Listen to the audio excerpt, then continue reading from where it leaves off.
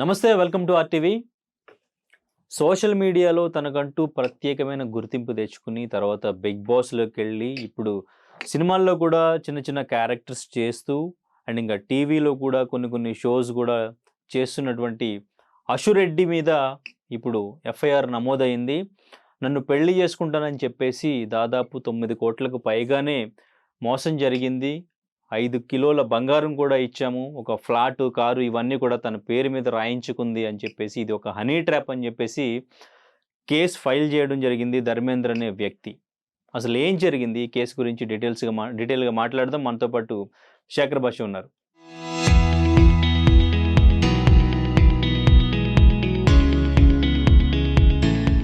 Hello Shekhar భాష గారు. అండి. ఈ మధ్య కాలంలో సోషల్ మీడియా నుంచి చిన్న స్టేజ్ నుంచి ఎదుగుతూ ఎవరెవరైతే వచ్చారో వాళ్ళందరి మీద ఏదో రకంగా ఎక్కడో అక్కడ కేస్ ఫైల్ అవుతుంది. ఏదో ఒక ఇష్యూలో బయటకు వస్తున్నారు. మొన్న చూస్తే విష్ణుప్రియ, మంగ్లీ, ఇప్పుడు అశురెడ్డి. ఏంటి అసలు ఈ అశురెడ్డి కేసు ఏంటి? కేసుకు సంబంధించి మీ దగ్గర ఏమైనా డీటెయిల్స్ ఉన్నాయా? ఎఫ్ఐఆర్ చూసాను. అది 76/2026 అని ఉంది. అది మన సిసిఎస్లో రిజిస్టర్ అయింది. ఎకనామిక్ అఫెన్సెస్ వింగ్ వాళ్ళు దీన్ని దర్యాప్తు చేస్తున్నారు. బేసికలీ ఒక ఆడపిల్ల మీద కేసు పెట్టడం అనేది అంత ఈజీ కాదు. ఒక సాక్ష్యం లేకుండా మగాడి మీద ఇట్ట పెట్టచ్చు కేసును. ఒక ఆడపిల్ల అయితే వెళ్ళి వీడు నన్ను మోసం చేశాడు అని చెప్పి ఏదో 2-3 మెసేజ్లు లేకపోతే అవి కూడా లేకపోయినా కూడా ఎడి పెట్టచ్చు. బట్ ఒక ఆడపిల్ల మీద కేసు పెట్టాలి అంటే మన పోలీసులు ఏం చేస్తారంటే కుదరదు, రాదు, తెలీదు, చెప్పలేము అన్నట్టుగా కుదరదు అని చెప్తారు. ఎందుకు అంటే నీ దగ్గర బలమైన సాక్ష్యాలు ఉన్నా కూడా వాళ్ళు ఏం చేస్తారంటే లీగల్ ఒపీనియన్కి పంపించి తర్వాత వెరిఫై చేసుకొని మనం దీన్ని నిలబడగలం అనుకుంటే ఆ గ్రౌండ్స్ ఉంటే తప్ప పోలీసులు ఛాన్స్ తీసుకోరు. సో ఈ అమ్మాయి మీద కేసు అయిన నేపథ్యంలో ఒకసారి ఆ పూర్వపరాలు పరిశీలించిన తర్వాత ఆయన సత్యనారాయణ గారు అనుకుంటారు, వీళ్ళ నాన్నగారు ధర్మేంద్ర వాళ్ళ నాన్న ఎవరైతే కంప్లైంట్ ఇచ్చాడో, మరి ఆయన ధర్మేంద్ర లండన్లో సాఫ్ట్వేర్ జాబ్ చేస్తున్నట్టున్నాడు.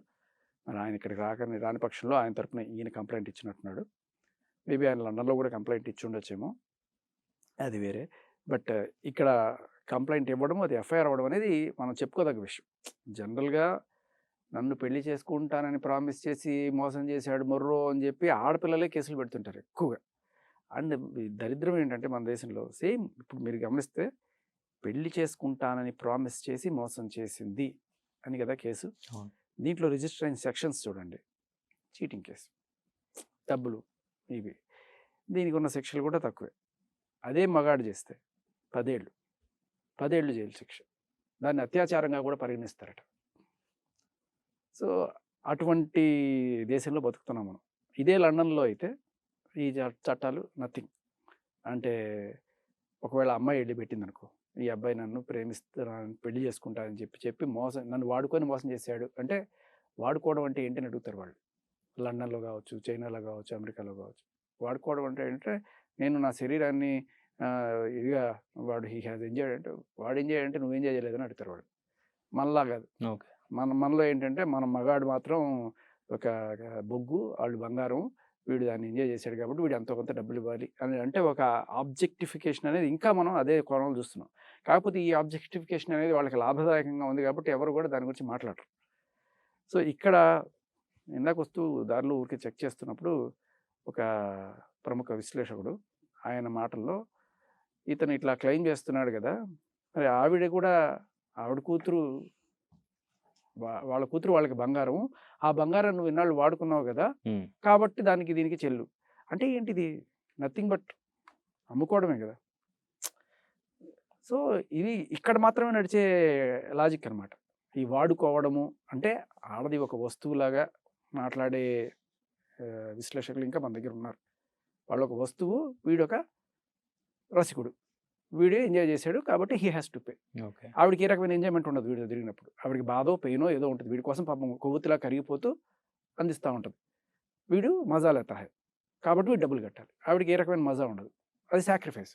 అందుకని ఆవిడ నష్టపోయింది, వీడు లాభపడ్డాడు. ఇదే సరే వదిలేండి. ఇకపోతే వాళ్ళ నాన్నగారు ఊరికి అలా కంప్లైంట్ ఇచ్చినంత మాత్రాన ఎఫ్ఐఆర్ అయిపోతుందని అనుకున్నాను. అది కూడా సిసిఎస్లో తరువుగా సాక్ష్యాలు సమర్పించాడు ఆయన. సో ఈ అమ్మాయి కోసం కొన్న నగలకి సంబంధించిన 5 కేజీల బంగారానికి సంబంధించిన బిల్లులు, తర్వాత లగ్జరీ కార్స్ కొన్న ఆ అమ్మాయి పేరు మీద కొన్నప్పుడు, ఆ అమ్మాయి పేరు మీద కొన్నాడు. బట్ కట్టింది ఎవరు? ఈయనే కదా! సో, ఎక్కడి నుంచి అయితే ట్రాన్సాక్షన్ అయిందో అది. అది కాకుండా ఇంకా ల్యాంకో హిల్స్‌లో ఏదో 1.8 క్రోర్స్ ఏదో అడ్వాన్స్ ఏదో కట్టాడు ఒక దీనికి. ఇవన్నీ వెరసి 9.3 క్రోర్స్ అయింది. కాకపోతే అంతకన్నా ముందే ఒక సెటిల్మెంట్‌కి రీచ్ అయ్యారు వీళ్ళు. ఒక చిన్న బ్రేకప్ స్టేజ్ ఎప్పుడో వచ్చింది. ఓకే. 70 లక్షలు వరకు ఖర్చు. ఇప్పుడు 2018లో పరిచయం అట. ఏదో ఒక కామన్ ఫ్రెండ్స్ దీంట్లో పార్టీలోనో దేంట్లో కలుసుకున్నారు. కలుసుకున్న తర్వాత ఈ అమ్మాయే నాకు నువ్వంటే ఇష్టం, లవ్వు అని చెప్పి ప్రపోజ్ చేసింది అని చెప్పి ఆ అబ్బాయి ఆవిడ కంప్లెయింట్‌లో రాశారు. సో, ప్రపోజ్ చేసిన తర్వాత సరే ఇద్దరు కలిసి తిరగడం స్టార్ట్ చేశారు. ఆ టైంలో సరే నా పెళ్ళామే కదా అని చెప్పి, చేసుకోబోయే అమ్మాయి కదా అని అతను ఆ అమ్మాయికి డబ్బులిచ్చాడు. అలా ఇచ్చిన కొన్నాళ్ళకి మేబీ అరౌండ్ ఒక 2 ఏళ్లకు ఆ టైంకి ఏదో బ్రేకప్ అనుకున్నారు. చాలా రకాల ఇవి వస్తుంటాయి కదా! సో, మేబీ ఎందుకో ఏందో తెలీదు బ్రేకప్ అనుకున్నారు. బ్రేకప్ అనుకున్నప్పుడు సరే నీ ఇష్టం బ్రేకప్ అంటున్నావు కదా! మరి ఇన్నాళ్ళు నా దగ్గర తీసుకున్న డబ్బులు ఏవైతే ఉన్నాయో అప్పు కోసమో దేనికోసమో. మామూలు ఇప్పుడు సినిమాకి తీసుకెళ్ళిన వాటిని గురించి అడగం మనం. లేకపోతే ఎక్కడైనా టూర్‌కెళ్ళాము, హనీమూన్‌కో లేకపోతే అలా అలా ఒక లాంగ్ వెకేషన్‌కెళ్ళాము, గోవాకెళ్ళావు, లేకపోతే మారిషస్‌కెళ్ళావు. అటువంటి వాటి గురించి అడగక్కర్లా. కానీ literally you paid some money అనుకో. Some lakhs of rupees or crores of rupees or you gifted a car. ఇటువంటివన్నీ కూడా నువ్వు ఇచ్చినట్టుగానే భావించాలి. సో, అటువంటి వాటికి సంబంధించిన ఈ 70 లక్షల దాకా తేలేటప్పుడు. సో, 70 లక్షలు ఇంకా ఎక్కువే ఉందో అయ్యుండొచ్చు. బట్ నేను ఫైనల్‌గా 70 లక్షలకి సెటిల్ చేసేస్తాను నిన్ను. నీ 70 లక్షలు నీకు ఇచ్చేస్తాను. నీకు నాకు సంబంధం లేదు రామ్ రామ్. దీనికి మన హేమ గారు మీడియేట్ చేసినట్టుగా ఓకే. ఎఫ్ఐఆర్‌లో రాశారు. హేమ గారు కూడా దీన్ని కన్ఫర్మ్ చేశారు. ఒక విలేకరు అడిగినప్పుడు అవును ఎప్పుడో జరిగింది కదా అని కన్ఫర్మ్ చేశారు. సో, అలా ఈవిడేం చేసింది, పోస్ట్ డేటెడ్ చెక్స్ ఏవో ఇచ్చింది. ఇచ్చి నేను త్వరలోనే నీకు నీ డబ్బులు ఇచ్చేస్తాను. ఇంక నా జోలికి రావద్దు అన్నట్టుగా చేసుకున్న తర్వాత ఒక రోజున డబ్బులు వచ్చినాయి, మీకు డబ్బులు ఇచ్చేస్తాను, నాకు చెక్స్ పంపించేస్తే నేను డబ్బులు ఇచ్చేస్తాను అన్నప్పుడు చెక్స్ వాళ్ళు పంపించడం, తీసుకొని వెంటనే చించి అవతల పడేసి డబ్బులు లేదు ఒక్కలేదు వెళ్ళిపోండి అని చెప్పి అలా చేసింది అన్నట్టుగా సమాచారం. ఐ మీన్ ఎఫ్ఐఆర్ రిపోర్ట్ చెప్తుంది. ఒకవేళ కనుక ఆవిడ డబ్బులు ఇచ్చిండి ఉండుంటే ఆ డబ్బులకు సంబంధించిన ట్రాన్సాక్షన్ ఏదో ఉంటుంది కదా! అలా కాకపోయినా కూడా ఈ చెక్కులు చింపేసినా కూడా ఆ చెక్ సంబంధించిన ఫోటోలు అయితే ఉంటాయి కదా! సో, అవి సబ్మిట్ చేసి ఉండొచ్చు. దీంతో పాటు ఈ మిగతా అప్పుడేమైంది తర్వాత కొన్నాళ్ళకి సర్లే కలిసి ఉంటాలే నీతోటి అన్నట్టుగా మళ్ళీ రిటర్న్ వచ్చింది. ప్యాచప్. బ్రేకప్ అయిపోయింది. ఇప్పుడు ప్యాచప్. ఓకే. ప్యాచప్‌లో సరే కొన్నాళ్ళు కలిసి ఉంటున్న టైంలో ఇంకెట్లాగో కలిసి ఉంటావు కదా అని చెప్పి ఆ అమ్మాయికి ఇల్లు తీసి ఇవ్వడము, కార్లు తీసి ఇవ్వడము ఇవన్నీ కూడా అతను చేశాడు. మళ్ళీ సడన్‌గా ఏమైందో ఇదివరకట్లాగే నో నాకు నువ్వు వద్దు అని చెప్తా. ఇలా చెప్తున్నప్పుడు సరే మళ్ళీ అగైన్ అడుగుతారు కదా! అలా అంటే బ్యాక్ ఇచ్చేయమని చెప్పి. ఇంతకుముందు 70 లక్షలకి అలా చేసింది. ఇప్పుడు 9.3 క్రోర్స్ తేలింది. అవి ఇవ్వాలంటే మాటలు కాదు. సరే ఓకే. మొత్తానికి అతను more than money she played with his life. Okay. ఒక ఎన్ఆర్ఐ సాఫ్ట్‌వేర్ ఇంజినీరు. అతను తను సంపాదించుకున్న డబ్బులు అవన్నీ కూడా ఆ అమ్మాయి తన లైఫ్‌లో ఉంటుందనే దీనితోటి ఖర్చు పెడితే ఆవిడ ఆఖరికి ఫైనల్‌గా ఇతన్ని మొత్తం అన్ని రకాలుగా వాడుకొని అతన్ని ఫైనల్‌గా ఒక తన్నేసింది అనే ఓకే. కోణంలో ఆ బాధతోటి అతను తండ్రి పెట్టిన కేసు. ఇక్కడ వాళ్ళ వర్షను ఏవో కొన్ని చెప్తున్నారు. లైక్ ఆయనకి ఆల్రెడీ పెళ్ళయిందని, హ్మ్. డైవర్స్ అయ్యాడని. అంటే ఇప్పుడు ఇంత జరుగుతుంటే తను సోషల్ మీడియాలో ఫేక్ న్యూస్, ఇటువంటి ఫేక్ న్యూస్ ప్రచారం చేస్తే నేను లీగల్‌గా యాక్షన్ తీసుకుంటానని స్టోరీ పెట్టడం. తర్వాత మళ్ళీ తన ఛానెల్‌ని సబ్స్క్రైబ్ చేసుకోమని చెప్పేసి స్టోరీ పెట్టడం. ఎట్లా చూడాలంటే ఓవైపు వాళ్ళ ఎవిడెన్స్ కూడా సబ్మిట్ చేసి అక్కడ ఎఫ్ఐఆర్ అయింది.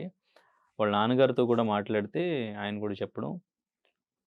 సో, ఏంటసలు ఇక్కడ నుంచి చూసుకుంటే ఇటువైపేమో తను డబ్బులు ఇవన్నీ కూడా తీసుకున్నట్టు ఎవిడెన్స్ ఇచ్చే వాళ్ళు ఎఫ్ఐఆర్ చేశారు. ఓవైపు చూస్తే తన స్టోరీస్ ఏమో ఫేక్ న్యూస్ ప్రచారం చేయొద్దు అంటూ కూడా రేపు ఆల్రెడీ ప్రెస్ మీట్ కూడా ఏదో ప్లాన్ చేస్తున్నట్టు తెలుస్తుంది.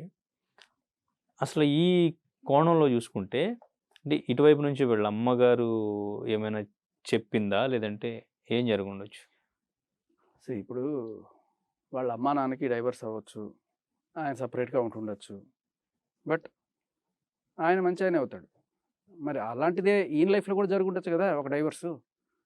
అది జరిగినంత మాత్రం ఈయన చెడ్డవాడైపోడు కదా. ఓకే. డైవర్స్ అనే విషయం తెలియకుండా అయితే ఖచ్చితంగా ఉండదు, ఉమ్. అంత ఈజీ ఏం కాదు. కానీ అది ఇన్నేళ్ల అది ట్రావెల్లో తెలియకుండా దాచిపెట్టాడు. అందుకే మేము ఇప్పుడు మ్యారేజ్కి అది యాక్సెప్ట్ చెప్పడానికి చేయట్లేదు అంటున్నారు కదా.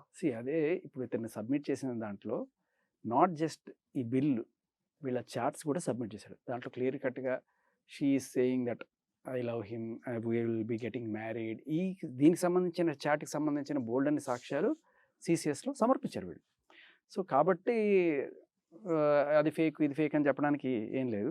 సో మేబీ ఆ సాక్ష్యాలని కూడా మనకి మీడియాకి రాకపోవచ్చు, కానీ if you go to case diary or you see the statement you will find all this. ఇవి లేకుండా అంత ఈజీగా ఆడపిల్ల మీద కేసు ఇంపాసిబుల్ పెట్టడం. ఓకే. చాలా పకడ్బందీ సాక్ష్యాలు ఉంటే తప్ప ఇది అవ్వదు.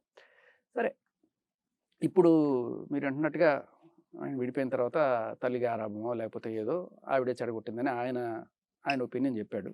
అదే ఆయన ప్యూర్ ఒపీనియన్ కావచ్చు. బట్ ఇక్కడ ఇంకొకటి ఇతని మీద కూడా, అంటే తప్పించుకోవడానికి చేసే ప్రయత్నాల్లో ఒకనొక వాదన బయటకు వస్తున్నది ఏంటంటే, ఇతనికి ఆల్రెడీ పెళ్ళయింది, డైవర్స్ తీసుకున్నాడు. ఆ డైవర్స్ తీసుకోవడానికి కూడా కారణం ఏంటంటే ఇతను ఆవిడని గృహహింస చేశాడు బేసికలీ ఉండేది. బట్ అలా అన్నప్పుడు వాళ్ళు దానికి సాక్ష్యాలు చూపించాలి తప్ప ఊరికే ఒక నోటి మాట అనేసి కుదరదు. ఓకే. అదొకటి ఉంటుంది. ఇకపోతే ఇది మనం చూడాల్సింది ఏంటంటే, అట్లీస్ట్ ఒక కేసైనా, ఇటువంటి కేసులు మగాళ్ళ తరపు నుంచి కూడా రిజిస్టర్ అవుతున్నాయి. మనం చూస్తే ఎక్కువగా హనీ ట్రాప్లు ఎలా జరుగుతాయంటే, కొంత కాలం నడిచిన తర్వాత నీ మీద రేప్ కేసు పెడతాను, లేకపోతే నువ్వు నన్ను పెళ్లి చేసుకుంటా అని చెప్పి నన్ను వాడుకున్నావు అని చెప్పి నీ మీద కేసు పెడతాను, ఇటువంటివి కూడా జరుగుతాయి. ఇలా కూడా ఆ అమ్మాయి బెదిరించింది అని ఆ కంప్లైంట్లో రాయబడింది. సో బట్ జనరల్గా అలా బెదిరించడం ఓకే. ఒకవేళ కనుక కేసు అయ్యి ఉంటే, అదే పందాలో కేసు అయ్యి ఉంటే ఏమై ఉండేది? మహా అయితే అతను ఒక 14 రోజులు తీసుకెళ్తారు ఫస్ట్. ఒకవేళ సాక్ష్యాలు కనుక బలంగా ఉంటే, అవును కలిసి తిరిగారని ఉండే సాక్ష్యాలు చాలు ఇటువంటివి పెట్టుంటే. బట్ బయటకు వస్తారు ఆటోమేటిక్గా. తర్వాత అది కోర్టులో ట్రయల్ జరుగుతూ ఉంటుంది. దాని గురించి ఏమిటి పెద్ద న్యూస్ అవుతుంది కదా. ఇలా కేసులు పెట్టేవాళ్ళు మనం చాలామంది చూస్తున్నాం. వీళ్ళకి జనరల్గా సంఘంలో కొంత గౌరవం ఇవన్నీ కూడా హనీ ట్రాపులు చేస్తున్నారు అనే రకమైన విమర్శలు ఎదుర్కొంటారు. దీనివల్ల ఆపర్చునిటీస్ కూడా తగ్గుతాయి సినిమాల్లో అనే కోణంలో కూడా చాలామంది ఇటువంటి కేసులు పెట్టకుండా దూరంగా ఉంటారు అనేది కొంతమంది భావన. ఓకే. అంటే ఇప్పుడు అశ్విరెడ్డి కేసు పెట్టకపోవడానికి రీజన్ ఇదే అనుకోవచ్చు. ఎందుకు కేసు పెట్టలేదు? తను ముందుగా ఎందుకు కేసు ఫైల్ చేసినట్టు? కేసు పెడతాను అని చెప్పి బెదిరించింది అని చెప్పాడు.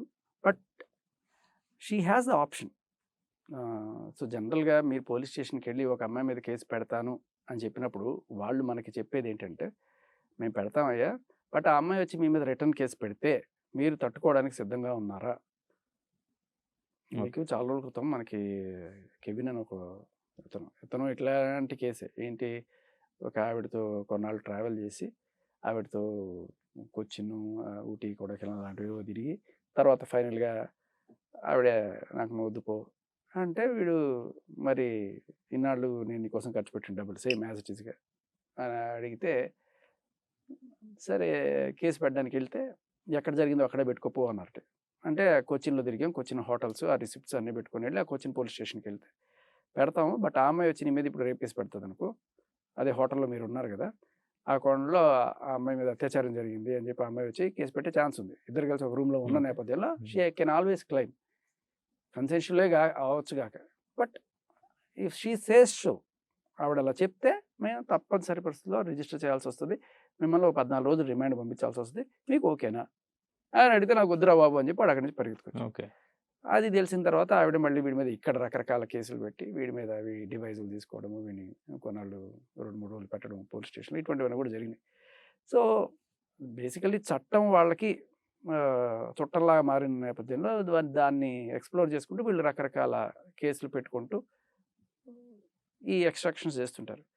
అయితే ఇప్పటికైనా ఆవిడ పెట్టుకోవచ్చు కేసు. కాకపోతే నా ఉద్దేశం ఏంటంటే, ఆ అబ్బాయి సేఫ్ సైడ్ వాళ్ళ నాన్నతో పెట్టించాడు, అతను లండన్లో ఉన్నాడు కాబట్టి లండన్కి వెళ్ళి మన వాళ్ళు అతను తీసుకురావడం కష్టం అవుతుంది. విజయమల్లినే ఇప్పటిదాకా పట్టరాలేదు కదా. ఓకే. ఇంకొకటి ఏంటంటే బైలేటరల్ ట్రీటీస్ అని ఉంటాయి. ఇప్పుడు ఈ అబ్బాయి నిజంగానే లండన్‌లో ఉంటే ఇతన్ని ఈ అమ్మాయి కేసు పెడితే తీసుకొచ్చి రిమైండ్ చేసే పరిస్థితి ఏదైనా ఉందనుకో, వీళ్ళు వెళ్ళి ఇదిగో ఈ అబ్బాయి మీద ఈ కేసు ఉంది, ఇది తీసుకురావాలంటే ఇక్కడ ఏమవుతుందంటే ఈ ద్వైపాక్షిక ట్రీటీస్‌లో ఇదే చట్టం ఇక్కడ కూడా ఆమోదయోగ్యమైన చట్టం అయితే, ఇక్కడ భరణం ఇవ్వాలంటే ఇక్కడ కూడా భరణం ఇవ్వాలి. ఇక్కడ అత్యాచారం, దీన్ని అత్యాచారం నువ్వు డిసైడ్ చేసావు. జస్ట్ హోటల్ రూమ్‌లో ఇద్దరు కలిసి ఉన్నంత, ఓయో రూమ్‌లో ఇద్దరు కలిసి వెళ్ళారయ్యా, ఇది అత్యాచారం నువ్వు డిసైడ్ చేసావు. అది అది ఇక్కడ కాదు, అది ఓయో రూమ్‌లో, ఇది కన్సెన్షువల్‌గా చూస్తారు వాళ్ళు అక్కడ. ఓకే. ఓయో రూమ్‌కి ఎందుకు వెళ్తావు? ఆ అమ్మాయి బిల్డింగ్‌గానే వెళ్ళింది కాబట్టి మేము దీన్ని కన్సెన్షువల్‌గా చూస్తాం. లేదు లేదు మా ఇండియాలో వాళ్ళు చెప్పిందే నిజం, వాళ్ళు అత్యాచారం అంటే అత్యాచారం రాసుకోవాలి అంటే కుదరదు, దుబాయ్ అంటారు. ఓకే. సో ఇక్కడ నేను ప్రాక్టికల్‌గా చూస్తుంది ఏంటంటే ఆ అబ్బాయి లండన్‌లో ఉండడం వల్ల కొత్త సేఫ్ గ్రౌండ్‌లో ఉన్నాడు. ఈఎంఐ కేసు పెట్టుకున్నా కూడా వాళ్ళు పట్టుకొచ్చే పని ఉండదు. అట్ ద సేమ్ టైం ఈ ఇన్వెస్టిగేషన్ అయితే సాగుతుంటుంది. తమ్ముడే ప్యాకెట్. ఇప్పుడు ఎకనామిక్ అఫెన్సెస్ వింగ్‌లో ఈవిడ మీద పెట్టిన కేసు నరసింహారెడ్డి గారు ఏసీపీ, ఆయనే ఇన్వెస్టిగేటింగ్ ఆఫీసర్ అట, ఆయనే దీన్ని చేస్తుంటారు. ఓకే. అంటే మనకి ఇక్కడ గమనిస్తే ఎకనామిక్ అఫెన్సెస్ వింగ్ నిన్న మంగ్లీ కేసులో కూడా ముత్యారెడ్డి గారు మాట్లాడారు. ఓకే. సో అంతా ఎకనామిక్ అఫెన్సెస్ వింగ్ సైడే మూవ్ అవుతున్నాయి ఇప్పుడు కేసెస్. ఓకే. రైట్. అంటే ఇక్కడ ఎవిడెన్స్ కూడా తను మన వైపు ఎవిడెన్స్ ఏం లేదు, మనం కేసు ఫైల్ చేయడానికి కూడా తన వైపు ట్రాన్సాక్షన్ గానీ, తను తీసుకున్న హౌస్‌కి సంబంధించో, కార్‌కి సంబంధించో, అమౌంట్‌కి సంబంధించో అన్ని ఎవిడెన్స్ తన దగ్గర ఉన్నాయి. మనం కేస్ ఫైల్ చేయడానికి మన దగ్గర ఏముంది అని ఆలోచించి ఏమైనా ఆగిపోయి ఉండొచ్చు మన అంటారా? దగ్గరే ఉంది, అమ్మాయి కార్డు ఉంది కదా, హ్మ్. Lady card it self is enough. Okay. ఇంకేం అక్కర్లేదు ప్రస్తుతం భారతదేశంలో, అదే గొప్పతనం. ప్రపంచంలో ఏ దేశంలో లేని హ్మ్. అద్భుతమైన ఇటువంటి ఫెసిలిటీ లేడీస్కి మన భారతదేశం కల్పించింది. నువ్వు చైనా పో చీబో అంటారు, ఇటువంటి కేసులు తీసుకోరు. ఓకే. లండన్ పో, అమెరికా పో, ఎక్కడా కూడా ఇటువంటి కేసులు తీసుకోరు. మన వాళ్ళు అత్యాచారం డెఫినేషనే మార్చేశారు. పెళ్లి చేసుకొని ప్రామిస్ చేస్తే, అదే పెళ్లి చేసుకుంటానని ప్రామిస్ చేసి మోసం చేస్తే అది అబ్బాయికి మాత్రమే రెస్పాన్సిబిలిటీ, 10 ఏళ్ళు జైలు శిక్షట. మరి ఇప్పుడు ఇదే కోణంలో అమ్మాయి చేసింది కదా, ఈ అమ్మాయికి 10 ఏళ్ళు జైలు శిక్ష సెక్షన్లు ఎక్కడ కనపడదు నీకు. సో అది ఓన్లీ బోలో భారత్ మాతాకి జై, ఓకే. మన భారతదేశంలోనే మాత్రమే సాధ్యం. రైట్. అయితే ఇప్పుడు రేపు అశురెడ్డి ప్రెస్ మీట్ పెడితే, ప్రెస్ మీట్ పెట్టి ఎటువంటి ఎవిడెన్స్ మన ముందు పెట్టే ఛాన్స్ ఉంది? అసలు ఈ అశ్వరెడ్డి గారు కేసులో ఏం గనక, జరుగుతుంది? నేను అదే అంటున్నాను, అశ్వరెడ్డి కనుక తన లాయర్తో సంప్రదిస్తే మేబీ వాళ్ళు కౌంటర్ కేసు పెట్టడానికి ఆయన సలహా ఇవ్వచ్చు. మీరు పెట్టండి కేసు, మిమ్మల్ని వాడుకున్నాడు ఇతను, లేకపోతే అతను ఏదో సమ్ కారణాల వల్ల నేను విడిపోయాను అని చెప్పి మీరు పెట్టచ్చు. మీరు పెట్టండి, వాళ్ళు ఇది అవుతారు అనే కోణంలో సలహాలు వెళ్తాయి. ఆ కోణంలో సో వీళ్ళకి ఏంటంటే సాక్ష్యాలు అవసరం లేదు. ఓకే. కలిసి ఉన్నట్టు ఆల్రెడీ ఎస్టాబ్లిష్ అయిపోయింది కాబట్టి ఇతను ఏదో వీక్షణంలో నాకేదో కూల్ డ్రింక్లో మొత్తం మందు కలిపి, లేకపోతే ఒక చాక్లెట్ ఇచ్చి, ఇలాంటివి ఏవో రాస్తారు. రాసి ఫైనల్గా నన్ను ఇలా చేశాడు అని చెప్పి రాసుకోవచ్చు. తర్వాత కేసులు పెట్టుకోమని సలహాలు ఇచ్చే లాయర్లు బోల్డ్ మంది ఉంటారు. ఆవిడ చేస్తుందని నేను చెప్పను, చెయ్యాలని కూడా నేను చెప్పను. తప్పుడు ఎవరు లేనివి అబద్ధాలు రాయకూడదు. బట్ స్టిల్ ఇవాళ ఉన్న సిచ్యువేషన్లో చట్టాలను మిస్యూజ్ చేసుకోవాలి అనుకుంటే ఇటువంటివి కేసులు పెడతారు. కానీ పెట్టిన వెంటనే ఇది కౌంటర్ కేసు కదా అని అర్థమైపోద్ది పోలీసులకి.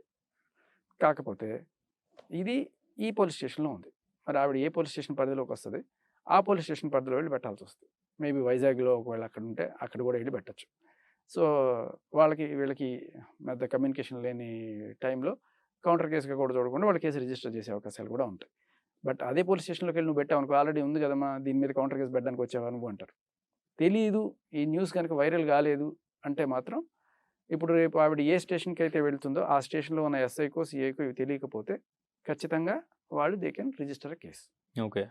అది రైట్. అంటే ముందు ఇన్ఫర్మేషన్ ఇవ్వరా? ఆల్రెడీ ఇలా కేసు ఫైల్ చేశారు, చాలా సో మేము చోట్ల కౌంటర్ ఎఫ్ఐఆర్ కేసు ఫైల్ పెట్టే చేస్తున్నాం ముందు అని. యాక్చువల్గా ఒక చిన్న ఇదేంటంటే ఫోన్ చేసి ఫస్ట్ కనుక్కుందాం, అతనికి ఫోన్ చేసి కనుక్కుందాం ఫస్ట్ ఎఫ్ఐఆర్ పెట్టే ముందు అనుకుంటారు. కానీ చాలా చోట్ల ఎటువంటి కమ్యూనికేషన్ లేకుండానే ఎఫ్ఐఆర్ పెట్టేస్తారు. ఓకే. రైట్. సో మరి ఏం జరుగుతుందంటారు ఇప్పుడు ఈ కేసులో? ఎవరన్నా మేబీ ఒక కన్నింగ్ లాయర్ ఎవరన్నా సరే చేసుకోవచ్చు, ఇటువంటివన్నీ చేసుకోవచ్చు.